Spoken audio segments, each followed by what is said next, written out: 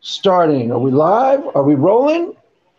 Are we live on air? Welcome everybody to today's special event. Today we have something very special on hand. I've gathered the leading atheist experts on the internet, the people who know the most about atheism, to come and discuss this very unusual case. Seems like we have this atheist, Adam Friended. Adam Friended, I hate him as much as Stephanie. Yes, exactly. He's as unpopular an atheist as Stephanie is a Christian, if that made any sense. And why? Because they consider him a heretic of sorts, because he's not an anti-theist. Seems to be the main reason. He's, maybe there are other reasons, but we'll explore that. He's a pro-theist atheist, and he's been doing a lot of research on, does a lot of stuff on his channel about Jordan Peterson, and he's come to the conclusion, based on evidence, that there is pro-social benefits to religion, chief among them being social cohesion and meaning in people's lives. And with that, we will have everybody introduce themselves, and we'll start the broadcast. Who wants to begin? John, you want to start us off? Yeah, sure. I'm John. I've done a couple of videos, no, I've just done one video, particularly on Jordan Peterson and his metaphorical truth, along with several of the other people that have kind of gone into that topic. Yeah, Adam's quite the that'll be my introduction. We should go along to the rest of the people, though. And then we'll let you say. Go ahead. Who wants to go next? Stephanie? Sure. Hi, I'm Stephanie, or SJ, and I've been on Twitter for a while. I've been interacting with Craig and everyone for a long time, and just recently was a person who became aware of exactly what Adam Friended is doing. So I watched a bunch of his videos, and I'm excited to chat about him today. She's new to the Adam Friended experience. She's a newbie, as we say in Adam Friended land. Those of us who've been following Think Club for a long time, we consider ourselves Think Club heads. We call her a newbie. That's the definition. Yeah. Okay. Or is it true neos? Yeah. Mr. Phalanx. Is it Phalanx? Is that right? Phalanx is right. Okay. Go for it. Yeah. Made a few videos on my channel about this whole atheism versus religion sort of thing. I've been following Friended for over a year now, I think. Yeah, he's always just been really interesting on that debate, and I find it really surprising that people just don't like him. That's bizarre to me, but yeah. Anyway, well, we're officially fans on this channel. John, you want to start us off? Go for it. Yeah, sure. We could probably go into exactly why a lot of people have kind of gone up against him, because he's been doing this for quite a while. I know he kind of got his kicks first kind of debating some vegans and things like that, because he's been using the Jonathan Haidt kind of the processing or the model for morality for quite a while now, and he's been trying to use that in several of his debates. But yeah, I guess probably we should go into why well, actually, no. Why is he hated? Is what is the first thing. Exactly. We can first we'll let Stephanie talk a little, because she's the newest to the Adam Friended experience. But the question is the actual question: is he hated because he does things to trigger people with his personality, which I find his personality playfully aggressive, not actually hostile, or is it because he's actually a heretic? Do people? Because Phalanx, you're an atheist, correct? Yeah, I'm an atheist. Okay, so is it possible that they actually just consider him a heretic against their anti-theist thing, and they, as such, they want to, suppress him or silence him or whatever? Stephanie, go ahead. You start us off. Oh, okay. Well, I'm not sure. I would say I agree with you. I think he's sort of being playful, but he's picking on some of the big names, and he actually has identified people like Matt Dillahunty, and he starts calling him career atheist, and then he makes these videos that definitely don't look terribly flattering about Matt, and a lot of people really like Matt. So, and in fact, a lot of atheists follow Matt. He's got, I think, 60,000 Twitter followers.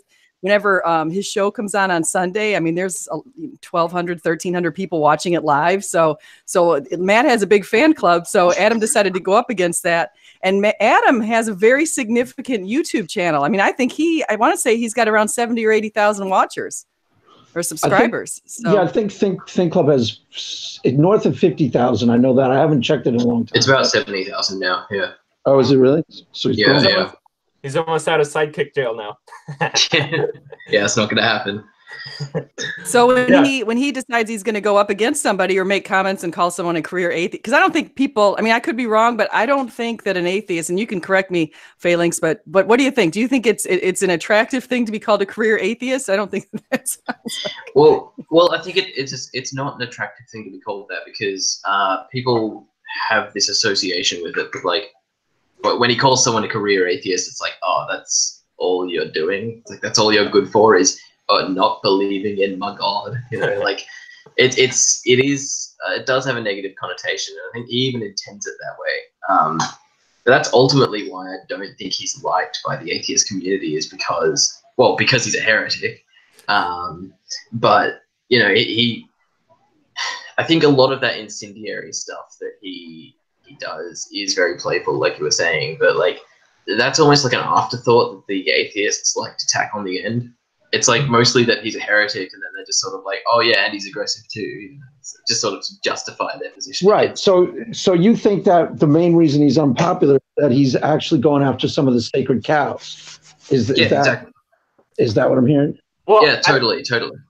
I think they also, like, in one of the latest live streams with PSA Sitch, they talked a little bit about this, where PSA Sitch realized that, like, or pointed out that Peterson is somebody who is kind of bringing more of the new atheist kind of internet crowd over more to be more, I guess, complacent with religion and things like that. And so Peterson really is a threat to the, I guess, secular establishment within kind of the popular cultural sphere right now. And so with Adam Friended kind of doing the same thing by kind of pointing out the flaws in the new atheist thinking, and also by using like Jonathan Haidt and all that, there is a good point that the Peterson effect and bringing it down local to like, yeah. A lot of the anti-theists make their bread and butter also becoming anti-Petersons.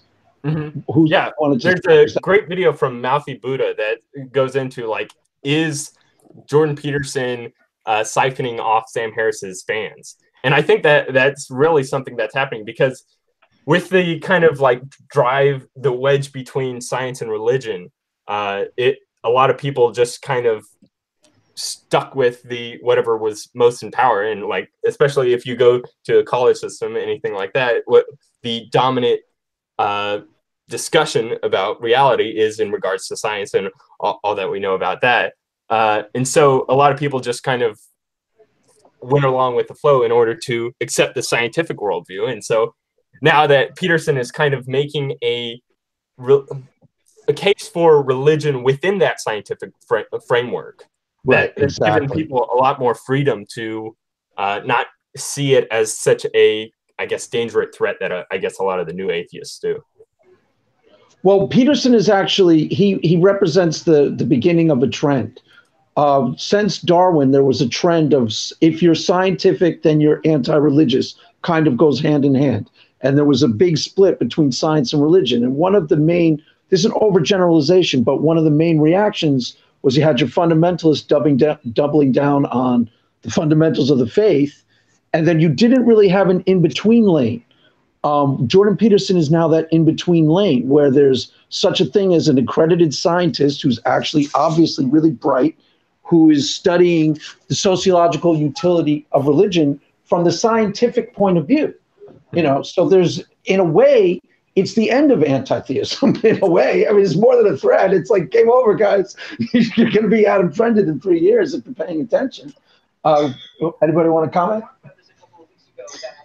I agree with that. I think that the nice thing about Peterson is he is so intellectual, and the other very interesting thing is he hasn't even made his claim. Like, he's not necessarily a Christian. He says he lives as if there is a God, but doesn't say that there is a God necessarily, which I find interesting. So initially I thought he was a Christian, and then I listened to him some more, and he's not. So but he is a theist.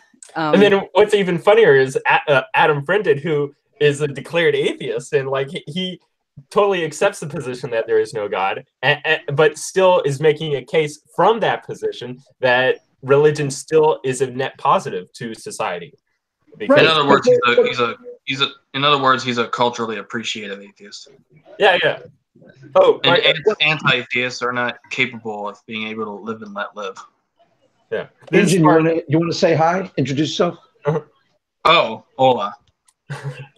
There you go. That's White Injin, kids. He's kind of a Peterson expert too. He's an expert on Stanley Kubrick, so we invite him on the chats, and he schools people. Go ahead. Who's next? Who wants to say something? Luca, right? Hey, Luca. Sorry, I misspelled your name again. I got it right this time, though. Yep. Luka. What do you think about that phalanx? Do you think that my explanation kind of fits properly for why the atheists or the kind of cultural shift that's occurring right now? Well, you mean just in the sense that, essentially Peterson in that. Mm-hmm. Yeah. I reckon that's the case, and I think why Peterson is seen as this. Well, you know how anti-theists are always making videos on him. Like it's a joke, but that's all they do, right? Like you can kind of see it's the Peterson derangement syndrome. A lot of them are pissed that Harris is losing his audience to Jordan, and that really gets under their skin. Yeah, exactly. And I think whether or not they admit it, it's happening. And Peterson is quite good at showing the absurdities of new atheism. Oh yeah, of course. It's almost at the stage where I would say a lot of people's underlying motivation is actually for viewership, and so if they attack Peterson, they know they'll get views. Yeah, because there's a big crowd of Peterson haters, but they also hope to actually take down Peterson, debunk him or whatever. That's the main reason that irrationality drools and genetically cloned skeptic are getting more subscribers. Yeah, exactly. That's the only thing they do that people actually watch. And so it's almost like if they debunk that or everything about Jordan Peterson as well, then hopefully, they can sort of like I don't know, like steal subscribers back almost. But I have a question to bring up. Go ahead. No, I'm just thinking, one of the reason why I think Jordan Peterson and Sam Harris, they both attract the same people is because they're shooting for the right. They're going for conservative people. And most atheists, in fact, the Pew poll shows this, most atheists are not conservative. Most atheists are liberal. So and a lot of the atheist causes and the atheist things you see, especially here in the United States, focus on being a Democrat and very liberal causes. They're much pro-choice, and they've got a lot of different views like that. And so then you get this group of people who feel maybe alienated within the major group of atheists, or the even like say what they call them career atheists. And so they look for an outlet, and Jordan Peterson's opened that door for them. Right, but he's also Sam Harris. He's also brought a lot of atheists back into, if not actually back to church, which has happened if you go and look at the comments on his website. He's turned a lot of atheists from anti-theists into at least neutral on the question of whether religion is positive or not. Because, like Adam, they say they based their case on the evidence. And the evidence is starting to become conclusive in favor of the pro-social benefits of religion. So if your whole game plan in life is I base all my opinions on the facts and the data-driven analysis and the evidence, you can't ignore it when it starts pointing to conclusions that tell you, so there a lot of them, it's kind of he's like the beginning of a whole movement of, where science starts to investigate the actual claims of religion rather than from a spiritual point of view, where it's just like, either the Bible's true and religion's fake, or, he's much more in the middle where the actual science leads. I'm Yeah, not the sure main, if that's totally see that. the main reason why anti-theists are the way they are is because they've been raised in holier than now fundagelical households and without a proper religious education to begin with. Wait, you mean like, what do you mean by that? Like how they were raised? Yeah, I Like mean, a lot of the atheist YouTubers have come from like Mormon households or like Baptist things Oh like yeah, that, and where science and religion were completely divided to the point right. where If you Yeah. agreed in with order science, to be religious, you had to reject science for a lot of right. it. If you agreed with science, you rejected the Bible. We had Ken Hovind on Stephanie's channel the other night. Oh my. You know, and it was a perfect example because he was insisting if you don't see the Bible his way, you aren't really a Christian if you don't agree that the world's 6,000 years old. Now, there are atheists who were grown up, taught that. And then they found out that the earth isn't 6,000 years old and they have no more faith anymore. All of a sudden, they're digital Hammurabi making videos about, you know, I don't know, ancient whatever. what do they make videos about? Sarcophagi or something? Do you Let me reckon? ask, is Digital Hammurabi somebody who came from a fundamental house? I didn't realize that. Yeah, Josh. I mentioned that on your show. I brought him up on the right at the tail end of the show. Yeah, Josh, the Mr. Hammurabi, not Mr. he's a nice guy, but he's agnostic, I think, and his wife's a liberal Christian. Mm-hmm. She's a very liberal Christian. That's what I've discovered. Very liberal. Yeah. All right, so I have some questions from somebody that wanted to be here, but he wasn't able to. That's also a big follower of Adam. Let's see. Wasn't able to or wasn't allowed to? Wait, let me guess who it's from. Is it Godless Cranium? No, this is somebody that's primarily just a fan of Adam. I interact with him on Twitter quite a bit. He goes by. I have to check his exact Lobster Gang username. No, I interact with him too, but this is, I think his name is like Apex1237. I'll find the exact Twitter. But anyway, he had some questions in regards to Adam and his contentions with the Antitheists that we can maybe go through. So one was like, who is more willing to accept subjective positions, Adam or the Antitheists? And I think what he means by subjective positions is maybe in regards to well-being or maybe psychological health of individuals, things like that. Like whether or not Adam is more accepting, I guess, for those types of things in comparison to the Antitheists. I guess it would depend on how you look at that, right? Like, I guess. So what was the question exactly? Like who's more subjective? Yeah, who is more willing to accept subjective positions, Adam or the Antitheist? I guess who is more empathetic towards those that have differing points of view, worldview, perhaps. If it's that way, I think it's pretty obvious. But if it's more like sympathetic to subjective arguments, then it sort of depends on how you look at it as well. Because we also keep in mind that when we say friended is hated, he's only hated by anti-religious fanatics. Yeah, he's not that hated. He's divisive, I think, but he's not that hated. He doesn't go after, you notice his main target is not atheists. It's actually anti-theists. Yeah. And he actually went after Shannon Q. I don't know if you guys saw that video. Yeah, that was I did. They're frenemies. I was on that show actually right before that guy called on that was Truth Wanted, Objectively Dan's call-in show. I called in right before the video that Adam posted.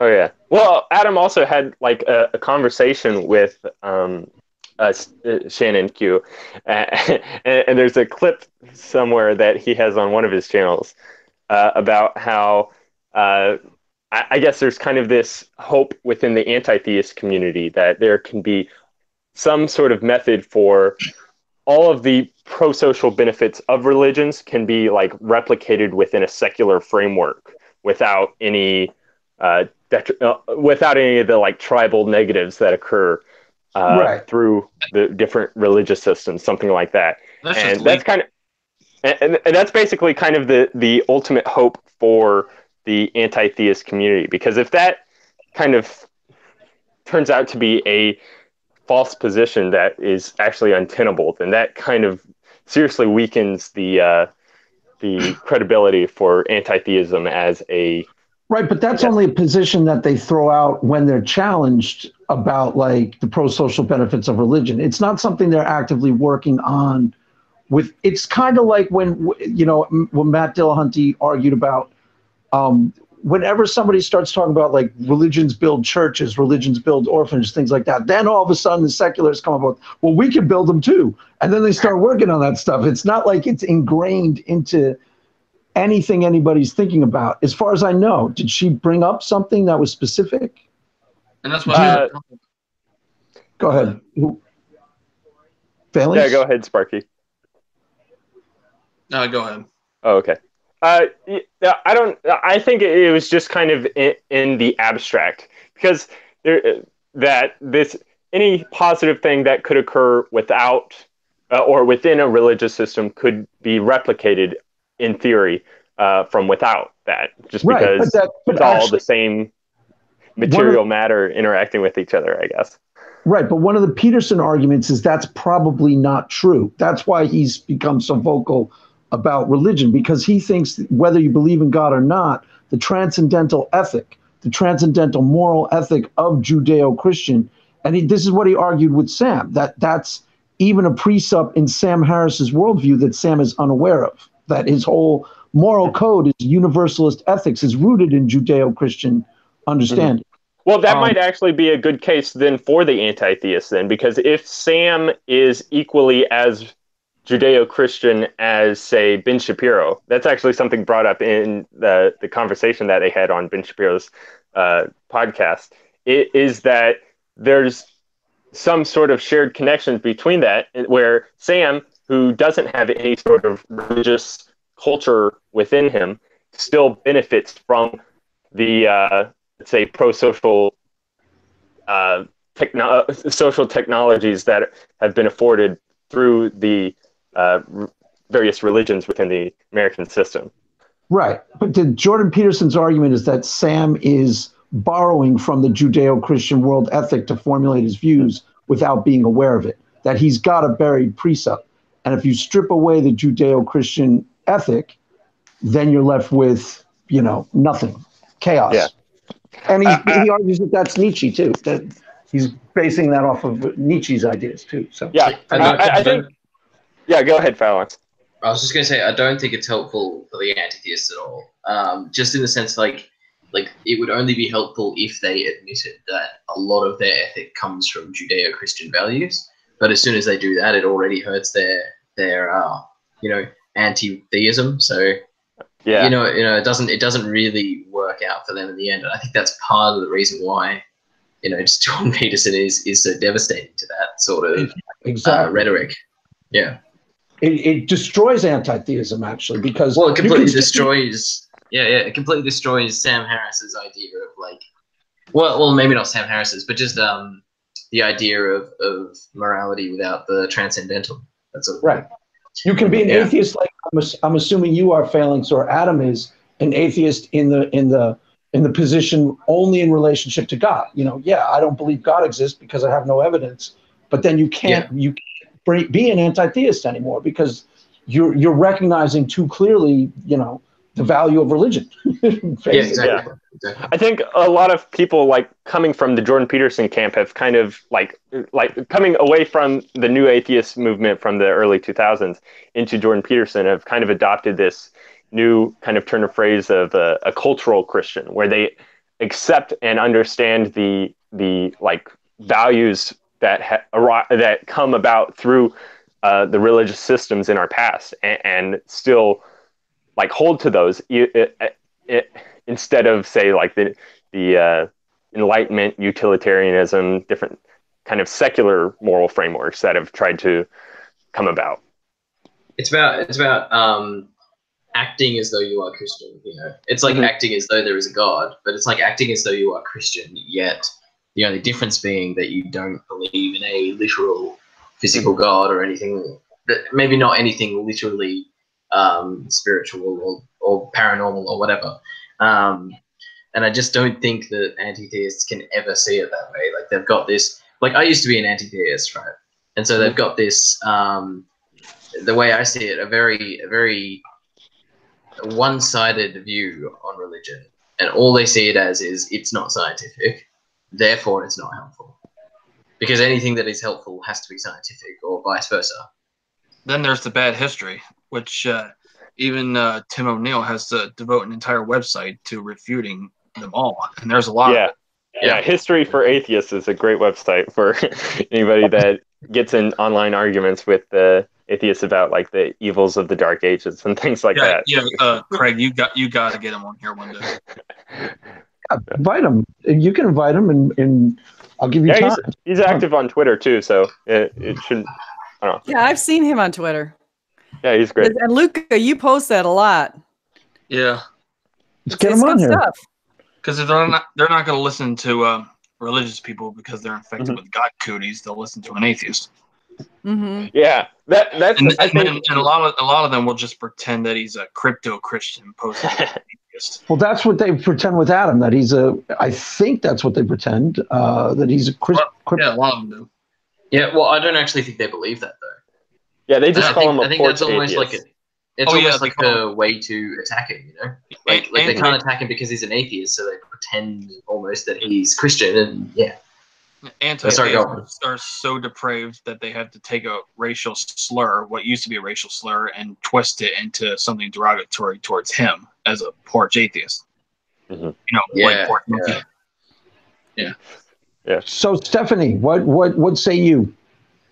Anything? Well, I mean, what should we direct? Yeah, you can comment on anything that was just said, or you can direct the conversation as you see fit. You're the newbie. You're the new fan of Adam Friended, so you know. Yeah, no, I mean, I just think time. I'd like to ask you guys what you think this, and especially because what Phalanx just said, he was talking about how he went from anti-theist to atheist, and I'm wondering, have any of you guys come in contact with people who, you know, maybe at one point, first you're raised theist, you become you don't like the fact that some theists actually think that science and Christianity, for example, don't go together. So then you end up believing it. You become anti-theist because you feel like you're anti-science. And then you go to atheist, realizing maybe there are some benefits to being religious. And then you go to agnostic. And then maybe there's even a move to Christianity eventually, back, you know, swinging it around 360. Is that possible? It is. It absolutely is.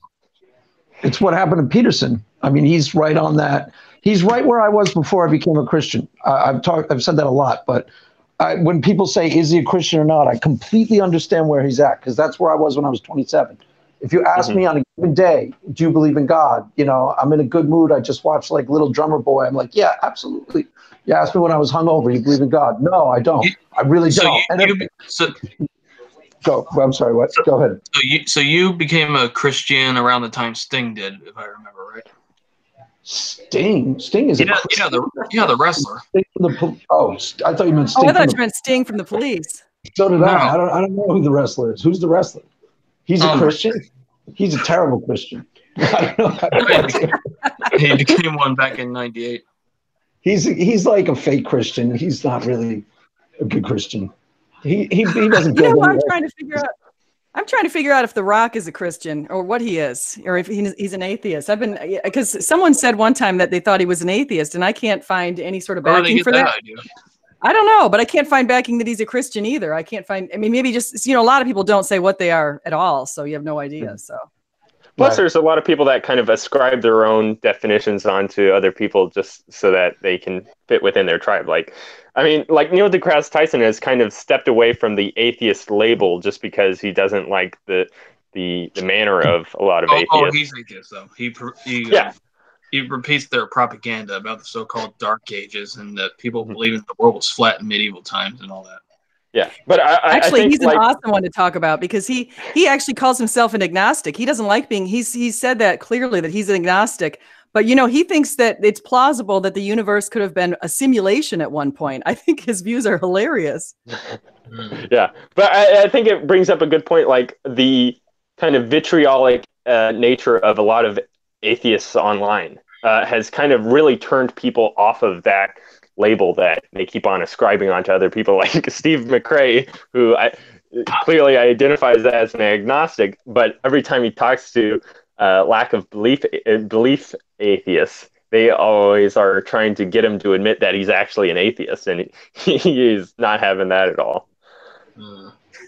So what do you guys think? Do you think there's a trend away from being a lack of belief atheist, or do you think there's a trend towards more people even deciding their lack of belief instead of saying just, I don't believe in God?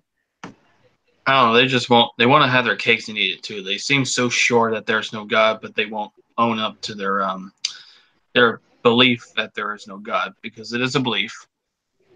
But they just won't. They just won't own up to it, because then they have the burden of proof. Well, I can tell you now that it's not quite how they see it.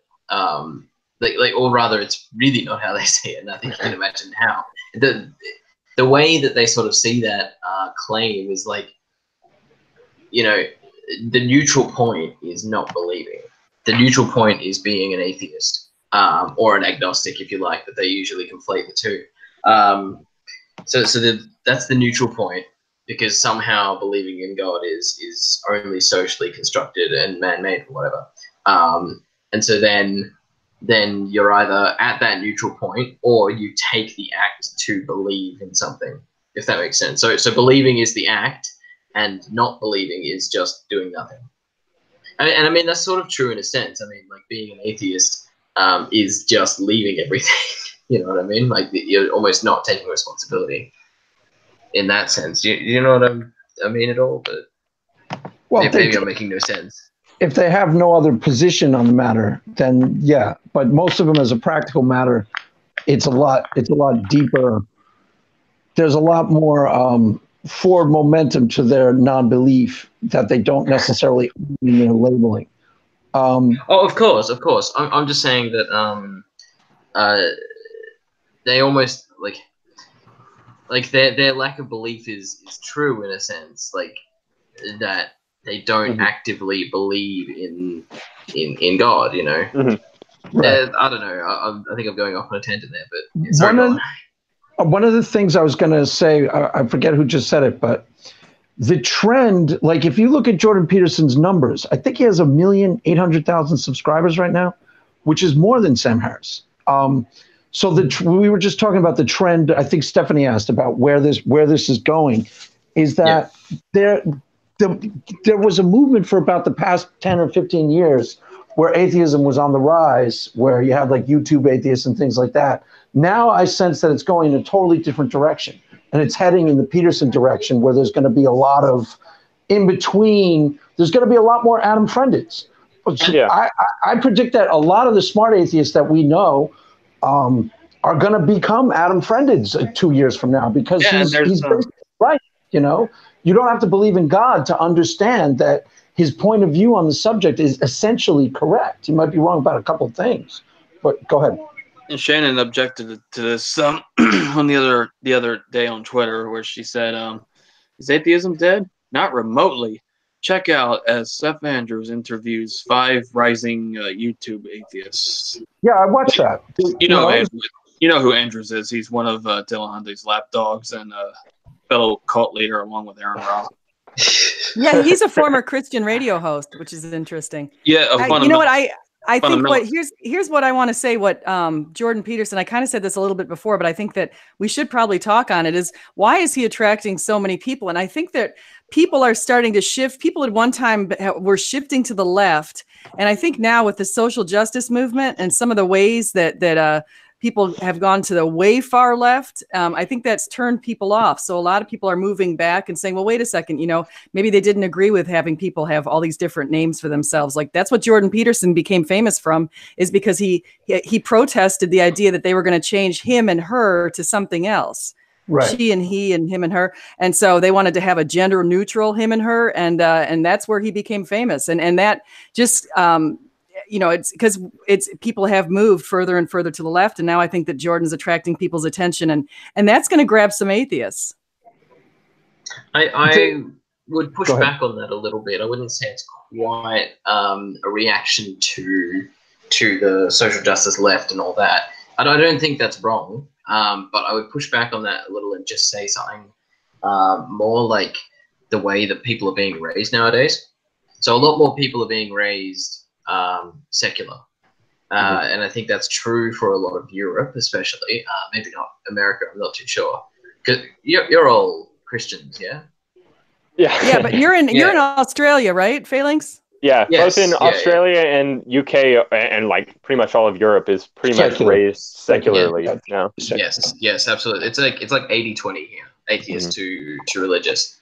And there is really something missing in I wouldn't say in an upbringing, but just something missing in someone generally when they're raised atheist. And so I think Jordan Peterson speaks to a lot of that, unintentionally or not. And people like me are sort of drawn more towards the Judeo-Christian ethic because I've never really had that in my life before.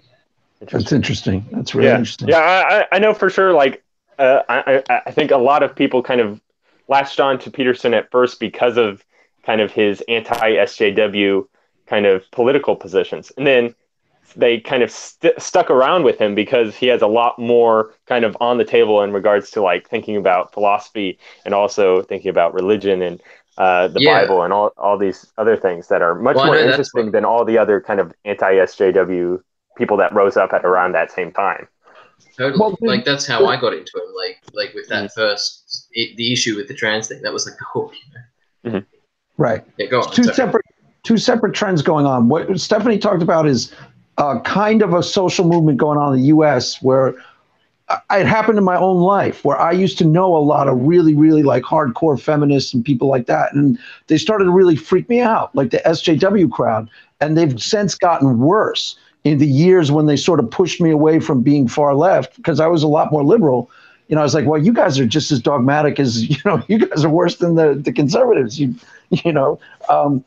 And that's kind of a trend that's been going on in the United States, the pushback against the SJWs. And that's where people accuse like Adam Friended even and Sitch of being alt-right and Jordan Peterson of being alt-right, because there's a whole contingency of just leftover crackpots who think like if you even talk about traditional values at all, you're right-wing, you know.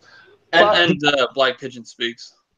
Right. But the other thing that Phalanx and you touched on, John, is I think ultimately the more important, that Peterson is circling the square that's existed since Darwin, where you can't, he's finding, and it's not necessarily him, it's that he was raised in the educational system, and the science itself is starting to point to the actual pro-social benefits of religion, where people like Brett Weinstein even, you know, are finding comfort talking about science and religion intertwined. Like even what Phalanx is talking about, the Judeo-Christian ethic, not necessarily belief in God, but as something sociologically important. Yeah, I think what Peterson brings up is like people kind of had this need to live within a story.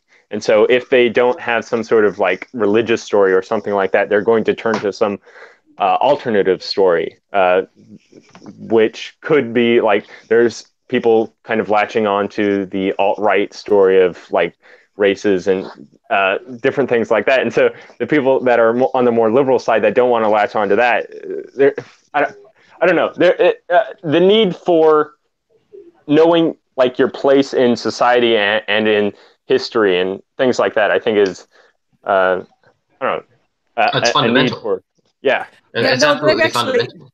They've done studies and they've shown that people actually have an innate need for purpose, a need for meaning. And so when people just try to find a cause and they try to latch onto it, and a lot of people like to find a cause where someone else has done a lot of the groundwork because they're able to take advantage of other work that's already been done. Yeah, amen. I'll take that. Where's that? Which cause is that? Yeah, well, it's especially like who's done work, I'll take it. And then I get the money. Yeah, within the U.S. too, like people use politics as their kind of primary ideology that they latch onto, and that becomes part of their identity that they have to kind of like live out. And I really think that like American politics is almost like more divisive than like religious tribes and things like that. That's like why you can have like Ben Shapiro and Jordan Peterson and other people that are kind of aligned more conservative or traditionally or classical liberal, things like that, while all from disparate like religious backgrounds and things like that, like atheist and agnostic and Jewish and Christian, things like that. Well, I think American. Oh, no, I was going to say, I Go think American politics has become extremely divisive and way more divisive than it ever was when I was growing up. And I know it's because of the news channels. It's because you have a Fox against a CNN and MSNBC, and they're all just constantly trying to score points. And it's really become awful. I mean, I can't stand watching the news, even though my husband watches it all day long. I can't stand it. So because I don't like political stuff. But yeah, it's become what there used to be a center lane in politics too. That's what Howard Schultz was talking about when he ran. He was when he started his fledgling campaign, that there used to be something known as, like, there was broad consensus and not that big of a difference between the two parties. And what's happened is we've got polarization within both parties that's really strong. There's a lot of different reasons for it, but Fox, the cable 24-hour news cycle is definitely one, because it feeds off emotionalism. You watch because it's, because you watch the dumpster fire version of it, which is the most strident voices get seen the most. But, so in the left, you have the far left is now becoming really dominant in the Democratic Party and erasing the center. And then for the past 15 years or so, you had the Tea Party and the far right doing the same thing in the Republican Party. So it used to be that there was not that clear a difference between, but there really is. And that's parties. a problem, because I think most Americans are not leaning to the far left or the far right. I think most people don't like that and actually are moderate. But if you even look at our upcoming political choices, we're going to have Trump, who's becoming very protectionist, or we're going to have Alexandria, possibly Ocasio-Cortez, who is extremely liberal and socialist. And so neither of those options work very well. And I think it's scary. And if you post something, I was going to say, though, if you post something on Twitter about your political side, like when I side for where I tend to side, I tend to lean to the left. Anytime I do, holy cow, all the Trumpers come and find me. It's funny as well. Like it's not just like you're totally right about what you said. I don't think people are becoming more extreme necessarily, but as people do become extreme and everything becomes so heavily polarized, a lot of the moderates are almost forced, because both sides are playing the common enemy identity politics game. Yeah, so while everything becomes really polarized like that, a lot of the moderates, while they may not go extreme, they will either go to one side or the other, as opposed to taking that middle lane that you were talking about before. Right. I think they've actually done studies on that. Just in general, people who call themselves moderates or centrists are actually shrinking. Like, that group is shrinking, and it's the lane doesn't exist anymore. If you look at the Democrats running right now, they're doing exactly what happened when Mitt Romney ran. They're falling all over themselves to be the most triggered out SJW leftist. I believe in the Green New Deal. Well, I believe in socialism for all. I believe in Medicare for, and they're erasing the center lane, which is, generally speaking, who wins in American politics. Even if you didn't think Obama was more moderate, most Americans thought he was more centrist. Usually it's the centrist who wins. When Americans are faced between left and right, the person who they perceive as the more centrist of the two usually wins in American politics. Well, Hillary was definitely more centrist than Bernie. Bernie was far to the left. Yeah. Oh, totally. It's really surprising how, Bernie supporters, after they were frustrated with the DNC, kind of flocked over to Trump just because of, kind of in order to get back at the DNC for what they did to Bernie. And that's exactly what you were pointing out, Phalanx, how our kind of political systems are built upon common enemy identity politics. And yeah, that shrinking middle just frightens me more and more, because that means that every time some sort of new position occurs, half the population of the US are angry about it. Something exactly kind of what we saw with Trump being elected, how no matter I was seeing it as no matter what happens in this election, half the people here are going to be outraged because of that. And it used to be a lot more mellow. It used to be a lot more who's going to win the election? I'm not sure I care.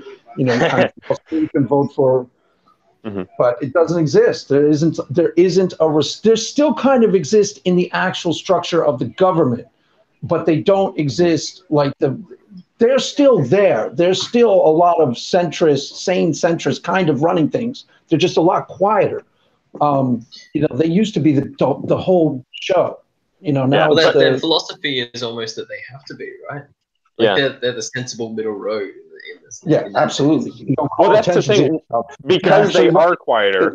Like just like what's happened with Peterson and like Jonathan Haidt and Peter Boghossian, all these people inside the academia, that there are more like hard left like narratives that are occurring within the academic system that everybody is just kind of too afraid to actually speak out about, aside from like a very few people that are willing to like take the risk and like risk their careers in order to actually go against this type of thing. But yeah, because everyone's being more quiet, it's like all of the extremes are going to be taking over and actually enacting action. Right. Yeah. But yeah, I think that how Adam brings in more people than just Peterson. Like he brings in people like Jonathan Haidt, David Sloan Wilson, Brett Weinstein, Scott Adams.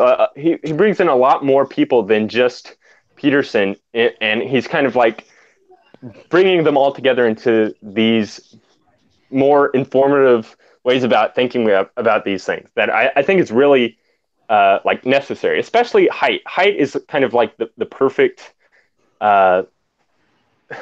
like mirror or reflection of Peterson to work alongside, because Peterson is all about like responsibility of the individual, whereas Haidt is kind of more I guess kind of collectivist oriented, and like bringing in how when we have social groups, that is very much it works into the way we're thinking. Social cohesion, yeah, exactly. And so like with Peterson focusing on the individual, and then Haidt focusing on groups, the two are just like peanut butter and jelly together. And like Adam just really uses both of those in order to get these new ideas out there in a really interesting way. Do you have the other questions, John? Didn't you have some? Yeah. Let's see. Yeah. So this is, I guess, more of a comment, but I think it is a very important one. I'll just read from what he wrote. The data on religion being beneficial is an argument anti-theists can't deny.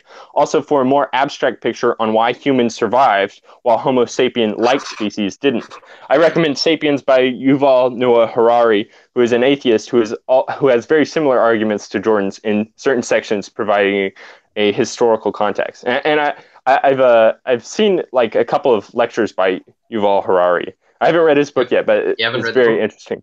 Yeah. I read the book. I think half of it's good.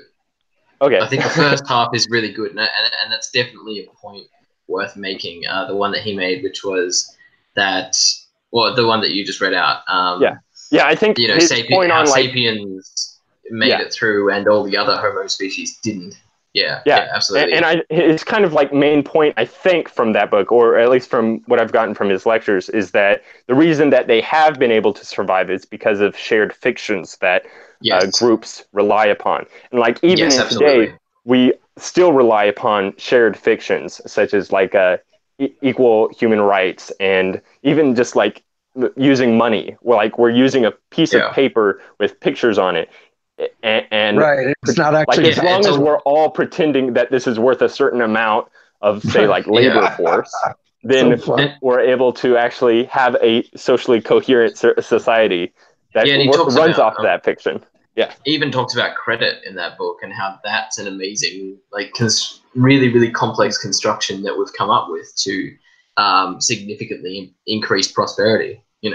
So it's like it's absolutely right. Like, shared fictions are everything, and it's surprising that anti-theists they don't understand Haidt makes this point, Harari makes this point that religion is somewhat innate, maybe not entirely, like being a modern Christian now is not innate, but that the religious framework and the systems, like the biological systems in place, are innate. And I think it's bizarre that people just deny that. You know, it seems so obvious in a sense, like it's almost common sense. I hate to say that, but you know, and then the evidence is there, like.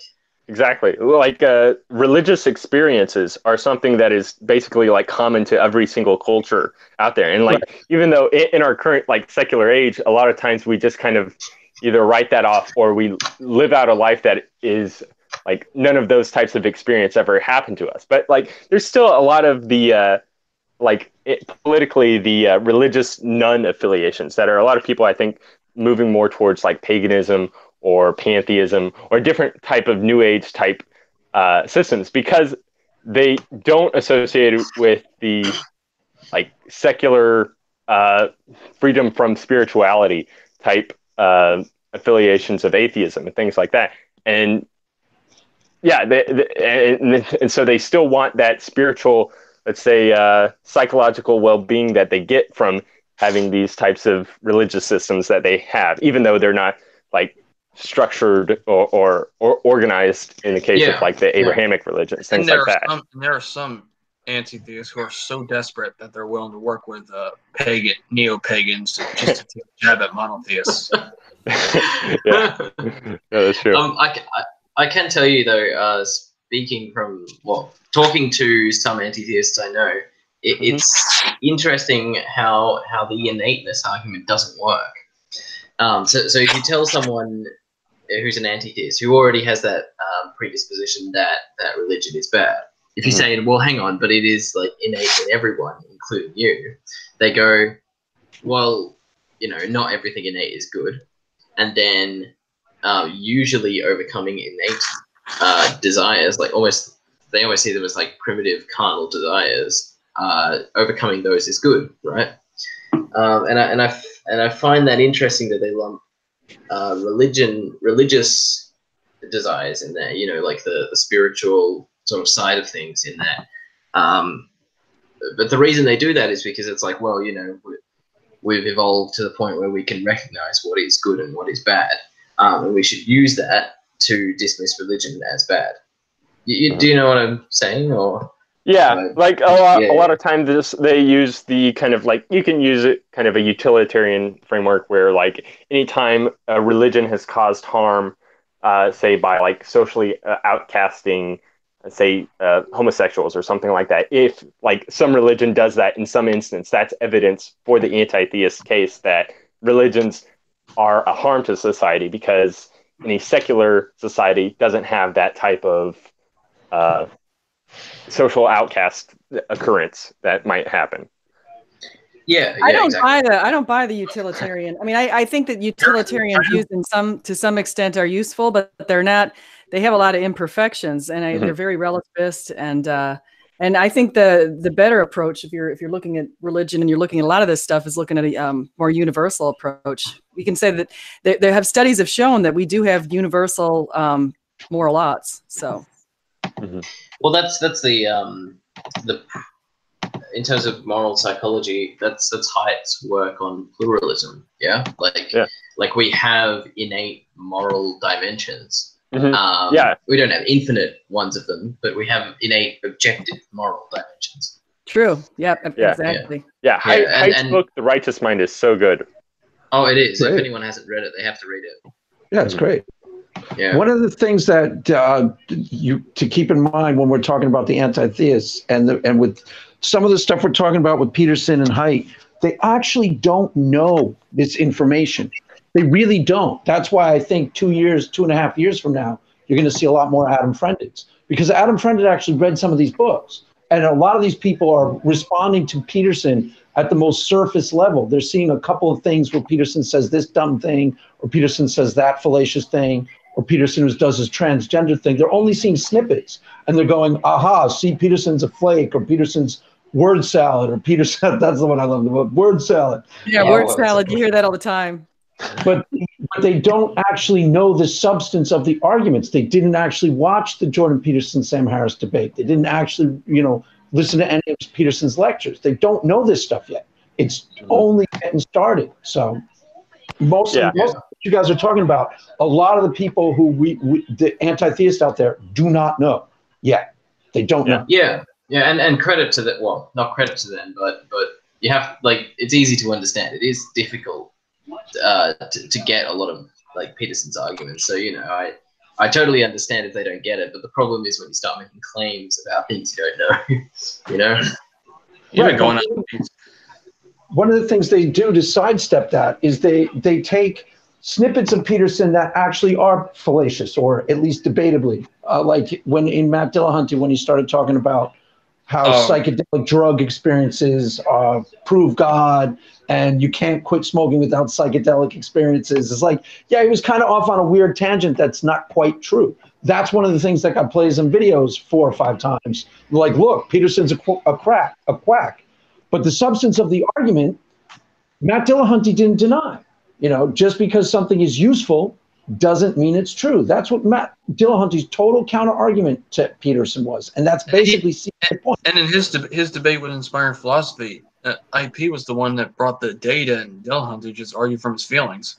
Right, but he said the same thing. Just because something is useful doesn't mean it's true. But he's already acknowledging, okay, you've acknowledged that it's useful, which means we got to go from there now. We moved the ball. It's not just, you know, superstitious, idiotic nonsense that, you know, religiotards cooked up to feel good about dying. We've come with the facts. Speaking of Dillahunty and his, you saw that group chat that his pet Andrews had with other rising YouTubers. What did you get out of that one? What was their grand plan to spread the gospel of anti-theism? It's funny because they think that they're, like, winning. I think it might be part of, like, them being within their own bubbles somewhat, but I think there's this assumption that the world's becoming less religious, and I think a lot of that is from the, like, Pew results and things like that actually show that there is a rise of religious nuns that are out there when they take these types of studies. But the nun doesn't equal atheist. And I know. So, that's the thing. I got something funny to say on that. Because they use the atheist label of lack of belief, they kind of assume that everyone that identifies as religious nun is actually an atheist. And even still, you can say that about the West. Well, yeah, go ahead. I was flipping around YouTube not too long ago, and I stumbled upon a very funny video, and it had Holy Kool-Aid. Have you guys heard of Holy Kool-Aid? And I'm looking at it right now. Now, there's all the people we interact with, a whole bunch of them went to this conference called Faithless Forum. So Godless Engineer was there, Prophet Azad, Caitlin Chloe, Genetically Modified Skeptic, Telltale Atheist. They were all there at this conference. You actually could see them, and all their bios are on this under the Faithless Forum, a conference by atheist YouTubers. And the funniest thing was I saw them all in a panel, and I listened to them speaking in a panel because these are all recorded on YouTube. And Holy Kool-Aid got up, and he was like the leader giving a big pep talk, and he's like, let me ask you this. What are you good at? Are you a good writer? You could be writing blogs right now. And what are you good at? Are you good at making videos? You could be doing this. Are you good with your art? You could be doing that. And he was like up and doing it. I was like, this guy's awesome. And so then I tried to get him to talk to me, and he wouldn't. He said he's too busy. But he's really funny. You have to see this. I mean, I uploaded a video of his where he was talking to the distributist, and that basically shows why you can't take him seriously. Yeah, the distributist is great with interacting with a lot of these anti-theists. Like his debate with Godless Engineer is... Oh, he wiped the floor with him. Oh, it's perfect. But that'd be good to see. Yeah. So okay. Go ahead. The underlying question: those guys are winning. They're not winning the total war, but in terms of everyone who was on that channel has grown a lot really quickly. Drew's got something like 130,000 subscribers now or something. I think he had 80,000 when I interviewed him. Yeah, there's flat earthers that have 200,000. So hold on. Mr. Atheist is growing really quickly. A lot of those people their numbers are growing fast. they are part and parcel of they are like the crest of a wave. They became atheists in like the last 10 years in a movement where atheism was really, really strongly on the increase. That trend is now shifting. So whether those guys are going to be saying the same thing 2.5 years from now, we'll see. I wouldn't be surprised, especially Drew, if he's more of an Adam friended, because if Drew's pretty sensible. Hey, let me add on to that, just as that site I'm looking at. So right now I'm looking, they have an event on April 27th of 2019 in Dallas. And I've actually stayed at this hotel that they're staying at, the Marriott that they're staying at. And I see right now, Paula Gia is going to be there. Rachel Oates, Alex O'Connor, who's Cosmic Skeptic, Stephen Woodford, genetically modified skeptic, Drew McCoy, Shannon Q, Kyle Curtis. Oh, this is awesome. Cyrus the Skeptic. Eric Murphy, Thomas Westbrook. So all of our favorite people are going to be right here. I think we should go crash it. Don't ever let them tell you they're not a religion. Oh God, it's so hard to just Talk Heathen. I don't know Talk Heathen, but Eric Murphy, he's here too. Such a creepy cult. Yeah, that's always their biggest gripe with Peterson, is because he attributes religiosity towards them, even though that's like exactly the thing that they're trying to identify against. Yeah, that's huge. As soon as you say that they are acting religious in any way, absolutely any way, as soon as you say they're acting religious, it's like you've just touched them with a hot iron or something. It's like, oh my Jesus, like. You know, think about what religion is. It's a unified cause, and this clearly looks like a unified cause. You have a great video, Phalanx, don't you? Like religion is what you buy. Isn't that your video? All my videos are great, but yeah. Definitely, it's great for explaining like what Peterson means, and also like height and Adam and things like that. Like for what is meant by religion is what you act out. It's like what you're willing to give up and to fight for and to work for and to act towards is what your Think Club's in the chat, guys. Oh, nice. Hey, hi, Adam. I hope someone sent the link. We've been talking about you. You're a great guy, but you said that genetically modified skeptic hates you. It looks like. Hates? Are you going to crash the Dallas event, Alex? I mean, Adam. Are you going to crash the Dallas event? That'll be awesome. Someone get that on camera, please. Oh yeah. Yeah. I have to think about why I need to be in Dallas at the end of April. Besides that excuse. Yeah, I think like that method that IP used with talking to Matt Dillahunty in that the debate on the Non Sequitur show is really something that like is hard to refute, because there's kind of this, like, okay, so what's brought up by Sam Harris and a lot of the people in the atheist community is, like, what is the foundation for their morality is well-being of people. And so anytime that you can use data to, like, point how the religiosity of a person heightens their well-being, or how there's a net positive towards like religious organizations and things like that, is really going to be something that is hard to really argue against. Well, he didn't argue against it, and that inspiring philosophy is just one of the apologists around. Matt Dillahunty's like the main, he's one of the biggest like counter apologetic atheists around. Yeah, he's not that smart. Right, but aspiring philosophy totally won that debate. I mean, Matt Dillahunty ceded the central argument.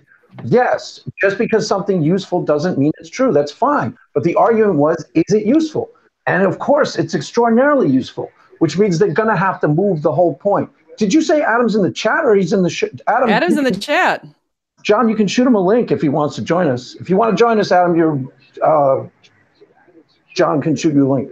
Yeah, I would, but I want to piggyback on that comment with subjective well-being. There have been a number, and I'm talking a large number of meta-analytic studies that have basically correlated religiosity and church attendance and all that kind of stuff with very positive outcomes. And so people are more likely to volunteer. People are happier, less depressed. I mean, a lot of this stuff less likely to be an alcoholic, less likely to use cigarettes, more likely to brush their teeth. I mean, all these crazy things, but they've done all these studies out there. There's a lot of them. Of course. Anecdotally speaking, 1955, you could leave your doors unlocked at night. And we had like a really powerful mainstream religion that almost everybody bought into, 90% of the population. And there was very little crime, very little drugs. I mean, that's anecdotal, but it's really obvious. I mean, it's really obvious. You know, the things that these guys grow up in these fundamentalist communities where, yeah, there are problems to how they're raised. They were taught to be homophobic or taught to be anti-Science or whatever. But there's a lot of stuff that doesn't happen there because of the religion that they don't know. You know, no, there's no crack. I think a big issue with a lot of them, and actually I can't blame them in some cases. You know, when you grow up in a place where people are constantly looking down on you for how you act or how you were born or whatever you're doing, and they're also, you know, they're constantly judging you, but then you see them acting as hypocrites. I think that's a big problem. I mean, it has to be a problem we talk about. There are Christian hypocrites. There's a lot of them out there. I mean, definitely. Yeah, we'll do it. And they drive people away. Of course. Oh, yeah. Brendan says that he's not at home, and if we're still going when he gets back, he'll jump on. Okay. Cool. All right. Let's see. So I don't know. Sorry. Yeah, go ahead. Sorry. I was just going to jump on that. Go saying for it. all these positive correlations. I think Adam is absolutely right when he says that none of those matter because all they see is the homophobia. Mm.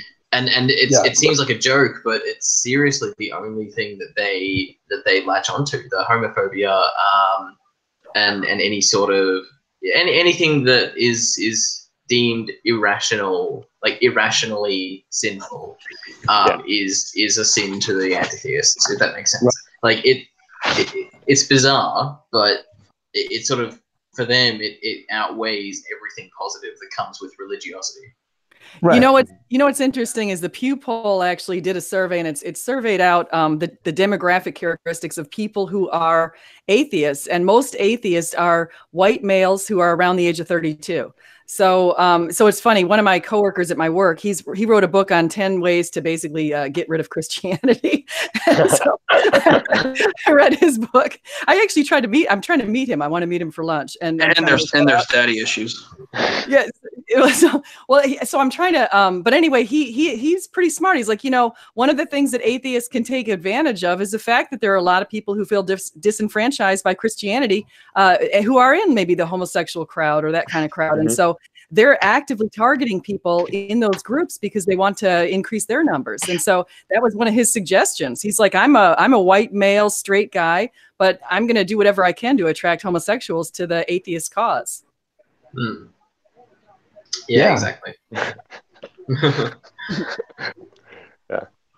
John, were you going to read another question or? Well, I guess kind of a point going back to what SJ was talking about, how to essentially win back all the atheists from that have kind of gone through the stages of anti-theist to atheist to agnostic, and then how to get them back over into Christianity. I think if that were to happen, it would have to be done it's going to be a different type of Christianity than was kind of there prior. Because kind of the American Protestant Christianity of the Bible as the literal word of God, and the creation of the whole universe in 7 days and 6,000 years ago, all of that has kind of, I think, died off, or is going to die off, with a better understanding of biblical hermeneutics is one thing that's going to be doing it. So a lot of the people that are more interested in Christianity as an actual in trying to understand it from the Christian perspective of, say, the ancients, they're going to lose the kind of King James only evolution isn't true, Ken Ham type of religiosity, I think. And so I think it's interesting. There's going to be this new approach to religion that is more bottom up, which is kind of what Jordan Peterson, I guess, is kind of laying the foundation for, of looking at the Bible in a much different way than it kind of used to be, like in the Enlightenment with people like John, Martin Luther. Let me ask you a question not related to this. How does what's his face circle that square? Because he's a traditional pastor. This is what I was trying to get at with Joel Anderson on Stephanie's show. Paul Vanderklay? Kent Hovind? Yeah. No, Joel Anderson. I had Kent Hovind on my channel a couple of days ago. Right. Joel So Anderson. Joel has a more Peterson-esque view of the Bible, which is totally reconcilable with being a cool modern guy who likes science, and I go on the internet and all that, and I'm so postmodern and cool. And you can still read the Bible and get something out of it. How does Paul Vanderklay reconcile? Because he's a traditional Christian. Like Joel Anderson is part traditional Christian and part, kind of a newfangled, let's interpret the Bible in this kind of cool modern way. Yeah. Well, I don't think Paul is exactly the traditional Christian in the same way as like Baptists and evangelicals, things like that. He's a Calvinist, and I think his specific church is also kind of more liberal leaning, or at least liberal in regards to how they approach the Bible. And so through Vanderklay, there's no kind of like separation between evolution and understanding the Bible. And so I mean, within Calvinism, there's kind of the rejection of man's free will also, which he's not kind of the stereotypical Christian, but I think like Paul Vanderklay is kind of, I don't know, not that like ardent in his determinism, like Sam Harris is. I think we should point out something though. I think that people have the perception that for thousands of years, for 2,000 years, people have thought that the earth was created in 6 24-hour days. And that's actually relatively new with the Seventh-day Adventists. So it wasn't something that people were thinking hundreds of years ago. In fact, if you look at the early church fathers, a lot of them talked about that you shouldn't interpret it that way. And so there was not an assumption until relatively modern times that the earth is 24-hour days. And now there's people who, like Kent Ham, they're out there and they're trying to promote that view. And it actually turns off a lot of people. I think it probably turns off more people than it turns on. Well, what's interesting too is that whole view, fundamentalism, as we classically understand it, was actually a reaction against liberal theology, which was a way of trying to interpret the Bible in a more scientifically grounded, accepting evolution and things like that, and accepting the age of the earth. But the problem with the liberal theology is they got a little too hippied out, then well, it's his allegory, then, Jesus on the cross is allegory, That's kind of like where Peterson is right now, kind of like interpreting the Bible through a very liberal, psychological, almost like Gnostic, Jungian, what's Joseph Campbell kind of way. Totally, not almost like, totally like. Yeah. Ian Joseph Campbell. He is, and there's a person that I was on a chat when Inspiring Philosophy, I was actually on Modern Day Debates channel with as a moderator when Inspiring Philosophy was talking to Kent Hovind. And he said, Inspiring Philosophy, Michael, he said he went from, I think he was an atheist at first, and then he became immediately a 7-day Christian, basically the young earth creationist. And then he moved away from that, and he followed Hugh Ross, and then he moved, he was agnostic, and then he moved from that. And now he follows the ideas from Michael Heiser on Genesis, which are different. I think they're more consistent with what Joel Anderson is putting out. Yeah. That's the thing with the people that are. It seems like the people that are more trying to become more religious or like have a better education in their religion are going to be finding out more about the history that maybe like wasn't exact. That was kind of rejected, I think, with Protestantism and kind of the Enlightenment. Like there was kind of the rejection of the old church fathers and how they were interpreting like Genesis and things like that. And I think that a lot of the people that are trying to get a better understanding of the Bible are going to be kind of going back even further. And we have a lot more tools, I think, I'm sure you know a lot about this engine, how the kind of revived historical biblical looking at the new biblical perspective that people are taking on now. Yeah. Guys, I got to run here in a minute. I got to get ready to go. Okay. Well, hold on. Before you leave, who are those that are attending the cult gathering and on? Oh, hold on. Give me 1 second. I love this. Okay, so here's our list of our lineup of speakers. So we have Alex O'Connor, the Cosmic Skeptic, Rachel Oates, Paula Gia, Stephen Woodford, who's called Rationality Rules, Drew McCoy, the genetically modified skeptic, Telltale Atheist, Prophet of Zod, Shannon Q, Kyle Curtis. I just love this list. Cyrus the Skeptic. People are so desperate. Eric Murphy, who's also called Talk Heathen, and Holy Kool-Aid. He'll be leading the bunch. I am positive that Holy Kool-Aid is going to be doing another pep rally. Where is that? Where is that taking place? They're totally not a cult. So, I love this. Well, the fact I actually know who half of these most of these people are. Yeah. I watch a lot of their videos. So this is in Dallas, and it's April 27th. It runs from 10 a.m. in the morning to 9 p.m. Central Time. You can purchase tickets right now. It's still open. There's where to stay. They're all going to be at the Courtyard by Marriott in Dallas for only $69 per night. So they got a really good deal. Oh, cool. Except Dude, for I'm Cosmic. there.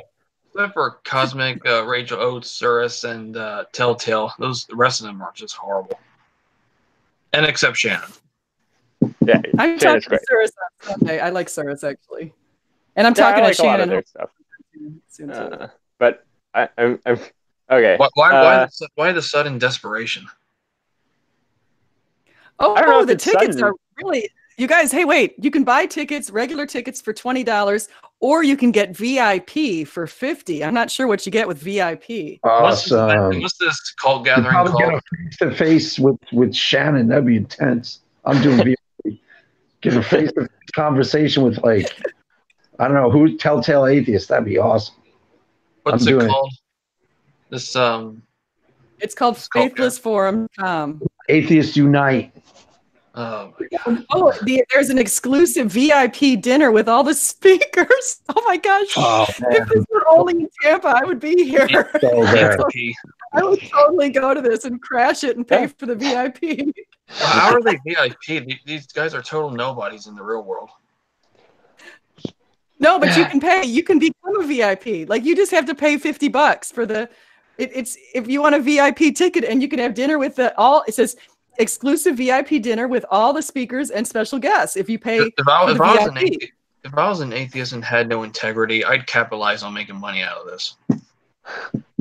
If you pay $50, do you get to have dinner with Paul or Gia? No, yes, I would.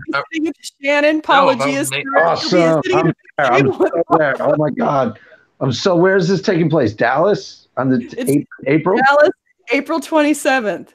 I'm so there. Is it gonna be like another whatchamacallit, Reason Rally? Or the Atheism Plus conventions that they had. Sounds like they got attendance last time. April 27th falls on a Saturday, so it's a convenient weekend trip. I'm totally there. I'll bring my wife. I'm so there. Yeah, it'll be fun. Yeah, because you've interacted with a lot of these guys, haven't you? Craig? I don't know Total Atheist. He's cool. He's cool. You can have him for an interview. Oh yeah, cool. And there's a couple of people she mentioned that I don't know, but most of them I know. A lot of them been on the channel. Mm-hmm. Oh, when you're there, ask them why they're trying so hard. If it's just like they just like believe. Who's going to go there? Craig, you're kind of close by, aren't you? California to Dallas, that's not too far. Yeah. When's the week? When is it? In the last week of April or something? April 27th. It's possible. It's possible I could be there. Take a little plane to Dallas. Yeah, I'm not even sure. It's probably 2-hour flight or something. Please film it. Yeah, do get yourself at the dinner and please bring your camera, like your film camera. Yeah, They have to let VIP. me sit next to Paul at the dinner though. Otherwise, I'm not buying VIP dinner. Craig, the cool thing is you can have your channel lit up for the next 6 months with all the videos you could make there. Oh God, yeah. Oh my God. Do it. That's true. Do it, Craig. I'm doing it. I'm totally there. I'll drag my wife. She'll love it. What is it like talking to these people? Like, do you get physically nauseated or what? How do you do it? I know. I like that. I mean, I think a lot of them are pretty decent. I mean, I like Shannon Q and Suris. some of them are. I've been in talks with almost all. I even got in a conversation with Prophet Azad. He seems fine, although he doesn't Did you like have a debate with him? Yeah, he doesn't like me. I saw what he tweeted about me. Oh. It was after the debate. He's like, Stephanie's stay like, away from her. Don't give her any attention. I hate her. I like him. I get along well with them. They're all like, I hate her so much. Oh yeah, they definitely hate you. Almost everyone she mentioned is cool as a person. There's a couple of atheists out there that are like their ideology sucks, basically. Doesn't reflect on them as people. Just that their ideology is just horrible and utterly unproductive in society. And new atheism in of itself is one of the worst cultural phenomenons in the past 15 years, and that's saying something. It's bold claim. I wouldn't say funny. the worst. I said it's one of the worst. Oh, okay, fair enough. Yeah, we still have like ISIS and things like that, I guess. Another thing you get with your regular tickets to the Faithless Forum is you get access to the dedicated Q&A room with the speakers after their presentations. Oh, bitch. Dedicated Q&A. You know how much fun we could have if we crash this? Like all of it, get a huge group. Crash it? We're buying tickets. What do you mean? Crash it. Attending. Pay the tickets, but you don't tell anybody. We're paying customers. Yeah, if I'm gonna go to the Q&A and go like, come on, what about the causeless cause, guys? just feel them in your heart. Have you felt them in your heart? Doesn't it really say something that there's a dedicated Q&A room? Because it's like only the people who will pay extra are people that are already fans of them. So all the questions are going to be really nice. But I don't get it. They all just say the same regurgitated arguments we've been hearing for the past 15 years, and just and they love it. What are you talking about? Yeah, I really wonder. We can make a list of Craig, if you go, we'll make a list of questions for you to ask them in the Q&A room. Mm-hmm. All right, cool. Like, how does a secular society account for the existential dread that might occur within its population that is generally provided for with religion, but without that? Like, how does a society deal with that? That's a good. You'd have to, you know what, actually, I think about it, Craig, if you did go, you'd have to have other people go too. Like, it'd have to be a kind of a big group, or otherwise it's going to be, like I got into Steve McRae's chat room once, and I was the only Christian, and there were like 8 or 9 atheists, and it was kind of like, it was a little too much. Yeah, but they tend to overpower and beat up on you. That doesn't usually happen to me. That's how they roll. No, they were very polite to me. It wasn't bad. I mean, it wasn't polite. I like Steve. It was all a decent conversation, but it was kind of just too much because I was the only one. It would have been nice to have more people backing up the side, you know. They weren't. No, they were totally polite.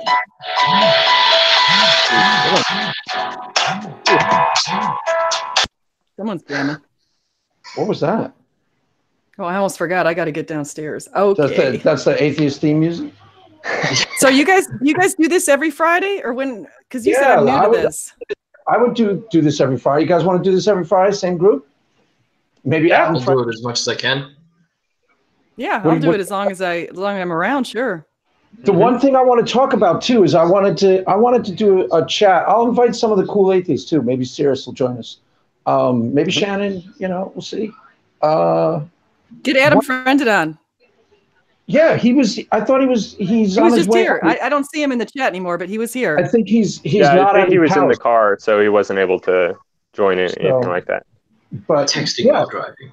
I want to game out the Democrats running for president. I want to talk about that. Maybe not next week. Ooh, yeah. We should talk about Andrew Yang. I want to talk about Alexandria Ocasio-Cortez. I've evaluated her idea. Her green idea. Oh yeah. I've evaluated how she plans to spend for it. Let me tell you my Alexandria Ocasio thing right before you leave. So she is basically the Sarah Palin of the left. It's the same phenomenon. It's a charismatic, kind of talented, kind of whatever, who's totally ignorant. but the difference in how she's being treated is mind-boggling. You know, Sarah Palin was ridiculed by the mainstream press round the clock, and now they're basically running defense on her dippy ideas.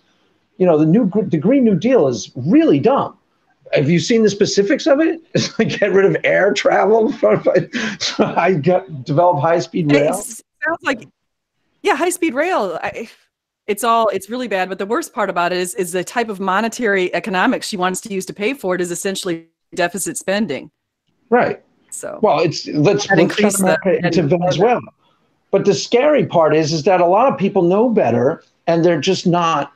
Instead of calling her out and saying, "Look, you know, chill, just calm down. You just got here, relax." You know, they're running defense for her, and now she's actually going to have, God forbid, it looks like presidential candidates are going to be signing up, at least tacitly, to her deal to earn points with the left. That's what I said. The left is getting too strong in the Democratic Party. It's scary how strong they're getting.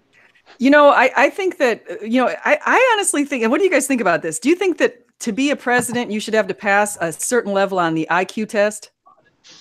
No. I mean, I don't want to see someone who doesn't understand things when they're deciding on policies. I'd like to know that they've taken some basic economics classes, although she has an economics degree from Boston College. I don't know how that's possible. I'm sure her IQ I'm sure there's a lot of like Marxists teaching economics classes, so that's not that surprising, I guess. Yeah.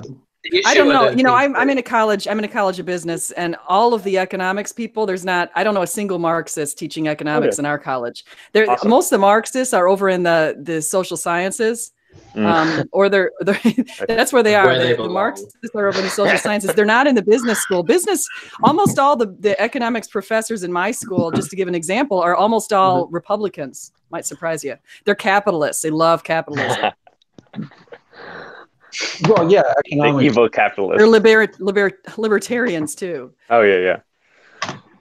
But no, as far as she's not dumb, she's just ignorant. There's a really big difference. Sarah Palin wasn't dumb either. She was just ignorant, which means they don't do their homework and they don't read up on stuff. So she doesn't know why it's a bad idea. She doesn't know why that's completely implausible that we get rid of, fuels in 10 years. Why that's just nonsensical.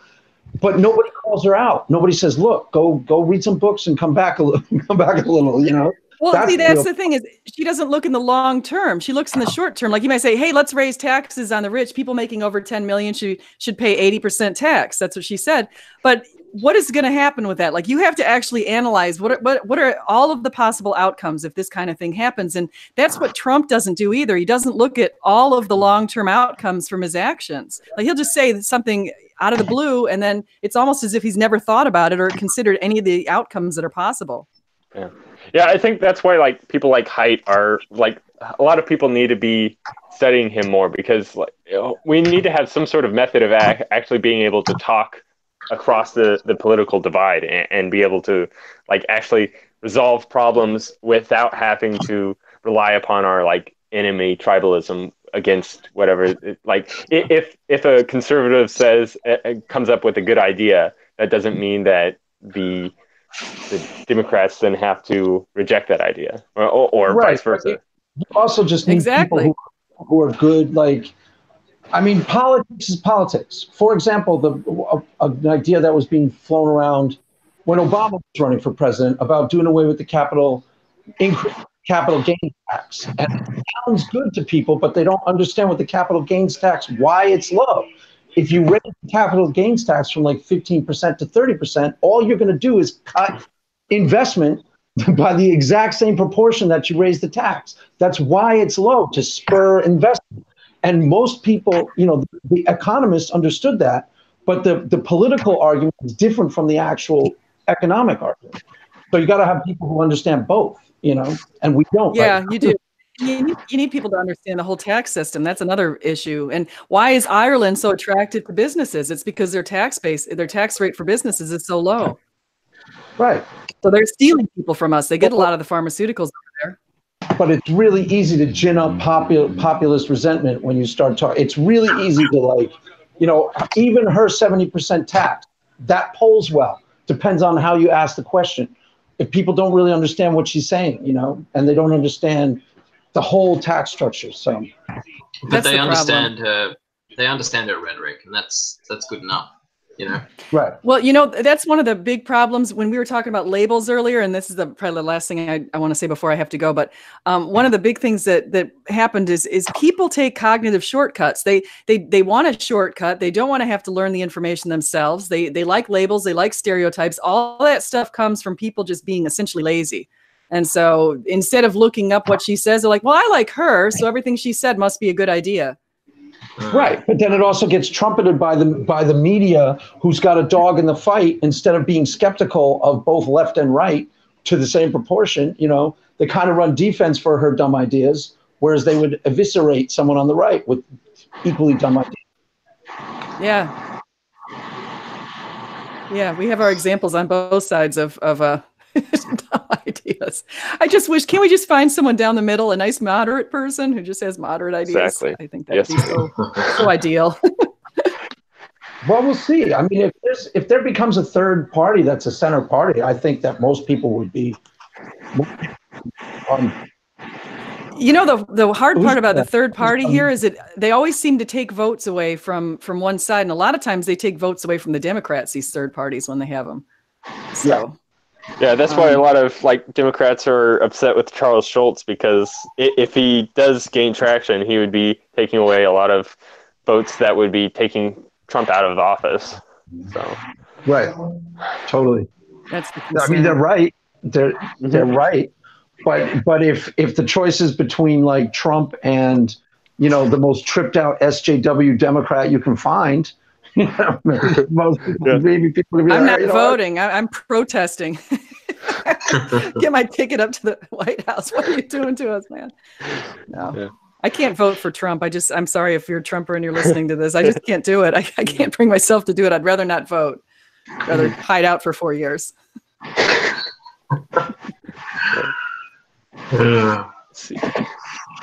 Well, anyway, you guys, I have to run, so happy Friday night. I want to say thank you so much for letting me come on here.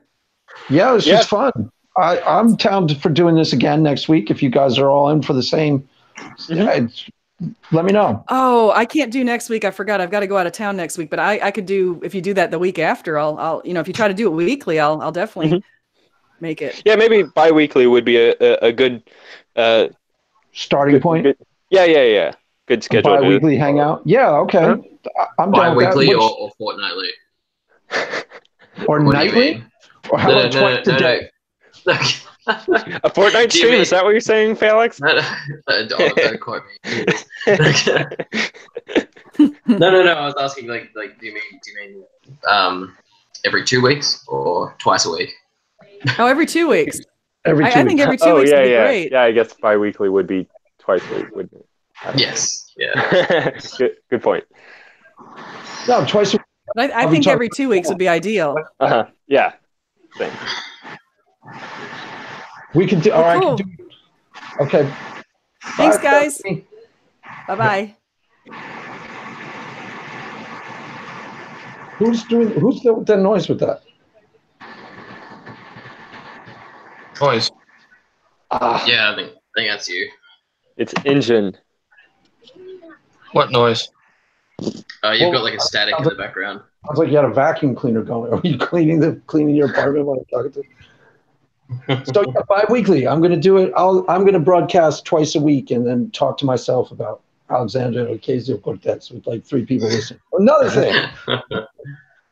You'll be that angry. I'll be that charged up. I bet you. But it'll get really fun because we're already at the beginning of the process. And this, I don't know if it happens the same way in Australia, but here it starts to get really fun. The political process and the primary seasons and stuff. Yeah, no, it's not the same at all here. It's really boring in comparison.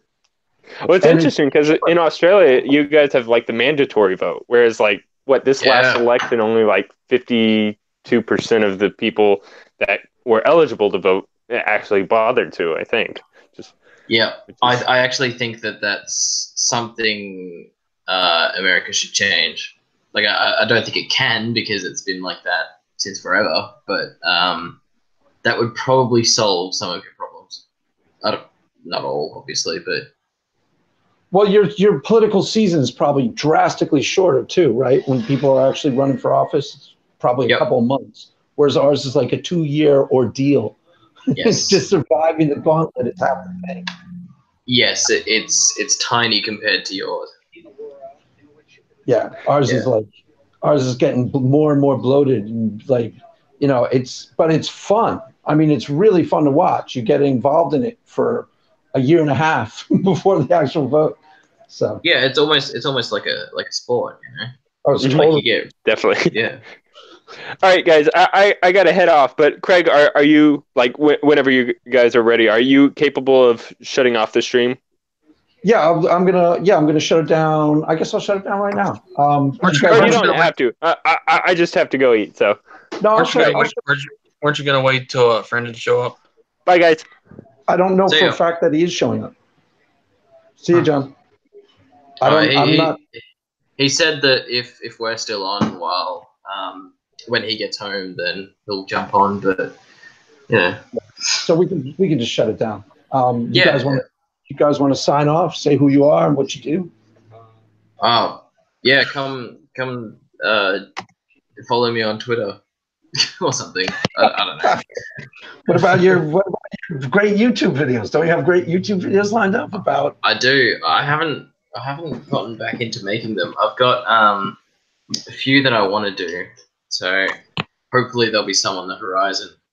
I just haven't gotten back into it. Like I've just moved into a new place and all that, so it's everything's been up in the air. But new videos soon. I don't know when that'll be. Well, cool. So this was fun. Ingen, it was good fun. You want to sign off? I'm HistoryNet. I mirror videos debunking new atheist propaganda and informing people about biblical contexts and a lot of other stuff that I feel like doing that comes to mind. Good. All right. And that is all for today, folks. Have a pleasant tomorrow.